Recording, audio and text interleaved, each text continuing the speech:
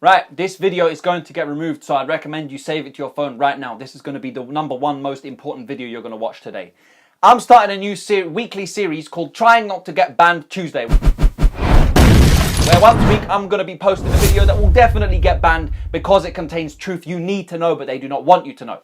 10 things you are doing in your everyday life that you did not know is growing cancer in your body and intentionally setting you up for an early death. Number 1, your mobile phone.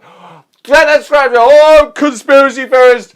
Oh, give me a break. Oh, we need phone. Blah, blah. If you're going to be like that, if you're not capable of listening, scroll away now. This series isn't for you. You're ignorant and you deserve to die early. I'm not interested in providing content for anyone who doesn't have the ability to listen. So now that there's only the serious amongst you who are here, let's start. The mobile phone industry are actively investing millions and millions of dollars annually into campaigns whose sole purpose is to suppress and withhold the exposure of knowledge to the masses around the dangers of phone radiation and the damaging effects it has on your DNA because of how cancerous it is. Put your phone on flight mode. Don't carry it in your shirt pocket or down your bra of every dying moment of every day. Turn it off overnight. You don't need that shit radiating into your skull all through your sleep. Number 2, deodorant. Absolutely packed with cancerous chemicals. What they won't tell you is that if you're eating right, you shouldn't stink so bad. You stink because you're eating shit. Your diet consists of processed foods, vapes, sugar and shit. And so your body's attempt in getting rid of that is excessive sweating, and that reeking smell is a representation of the quality of shit you're putting inside yourself. Now, don't get me wrong, I'm not saying sweat is the equivalent of a nice Chanel perfume, but some of the BO some of you lot are walking around with is nuts and abnormal, regardless of if you're in puberty. Puberty does not mean you have to stink to the point where COVID masks would actually have a purpose. It's a myth. Spraying shitty factory-produced, addictive, manly-smelling chemicals in your armpits because your BO is unbearable does nothing but mask an underlying health problem. And you'll find the majority of the things I'm going to list out in this video are problem maskers that billion-dollar corporations are providing to you to give you an easy fix for symptoms of a problem that, until you address properly, isn't going to get solved. So, in summary, we've got number 2, we've got eating shit, your body's getting rid of it, it stinks because it's shit, and you're spraying nice-smelling to mask the problem, to not embarrass yourself on the bus. Number 3, Bluetooth headphones, similar AirPods, stuff like that. Similar problem to phones, wireless radiation. Use wired headphones if you can. Don't buy AirPods and push brain cancer into your head all day, every day to be trendy and look cool. You'll regret it when you look 50. No one's going to give a damn that you got 247 likes on your latest Instagram post because you got one AirPod in your ear. It's nothing but billion-dollar corporations like Apple who are exploiting your blind consumerism and will to look trendy, dictated by celebrities and influencers in an increasingly successful attempt to depopulate Earth.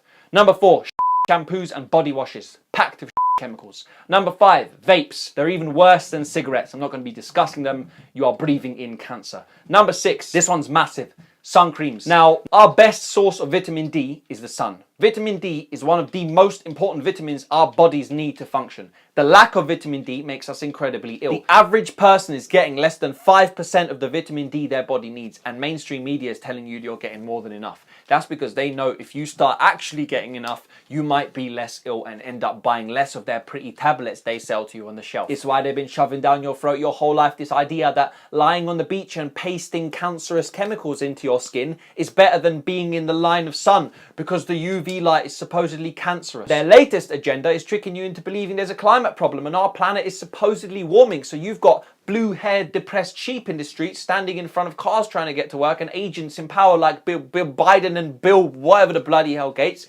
engineering technologies called solar radiation modification that will reflect sunlight back into space rather than have it hit Earth to supposedly protect our planet and cool down the Earth. Number 7, processed foods. I could talk about this until tomorrow. If you want to learn about what you should be eating and what you should be consuming to be healthy, go and visit Eddie Abu's TikTok. That man is a gift from God. In summary, the food you're being marketed, you're being marketed in the shops in nice, big, bright, colourful colours with fun fonts in your supermarket shelves is nothing but to fill you up and make you ill to fund the pharmaceutical industry. As a rule, if it's not real food, if when you buy it off the shelf it doesn't look how it looks when it's grown on the tree, in a bush or in the ground, don't eat it. Anything else, poison, and eat meat. Real meat from your butchers. Not the processed, chemicalized bollocks, ready-made corn, vegan, pineapple sausages, whatever the bloody hell they're selling these days, I don't even know. Not that. Number 8. Avoid seed oils. Same stories, except they're even worse and even more cancerous than processed sugars. Consume olive oil or coconut oil. Number 9, tap water. Yep, the conspiracies are true. Tap water is filled. And when I say filled, I don't mean, oh, unfortunately, tap water picks up certain things along the way of the water cycle, whatever, that aren't good for our body. And oh, hey ho, unfortunately, no. I mean, physically being filled with chemicals that not only are cancerous but are intentional testosterone reducers. The agenda to feminize men is not a conspiracy, it is a real world agenda to swap gender identities, to confuse children and destroy the human family, to depress the species and achieve total control of the entire planet, who will be too weak and confused to do anything but comply, follow and consume bull TV programs, listen to what they're told and work jobs and shut up and eat fast food. Number 10. Paracetamol and ibuprofen, so painkillers.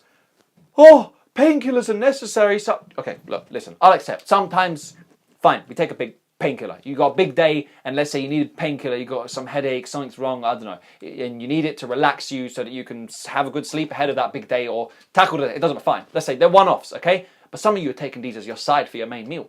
And the problem is that most of you are ignoring every bad habit in your life and not attending to the reason you feel like you need painkillers all the time, and then resorting to, as I said, a breakfast of cereals, bagel and ibuprofens.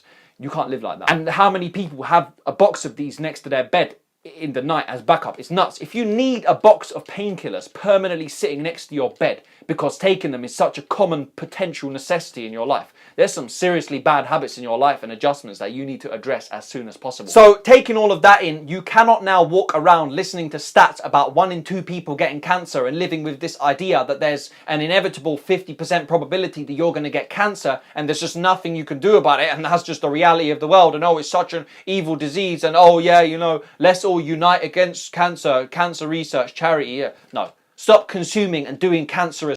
Start teaching people about truth. Start listening. Teach people how to help themselves from their own home. Cancer didn't exist 500 years ago.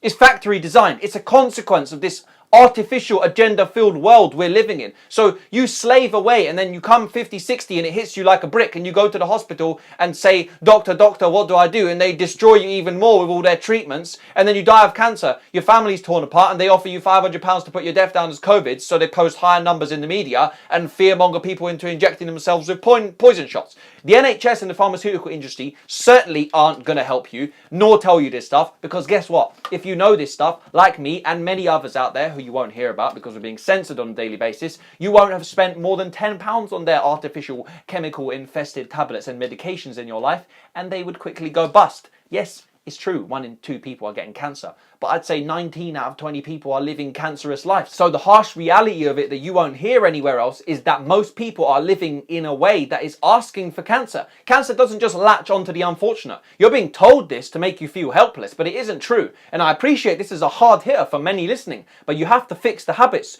Do your research. Diseases like cancer thrive in acidic environments and cannot survive in an alkalinic environment. And 99% of people are doing absolutely nothing but pouring and consuming acid all day, every day into their body, acidifying their bodies. It's nothing but asking for trouble.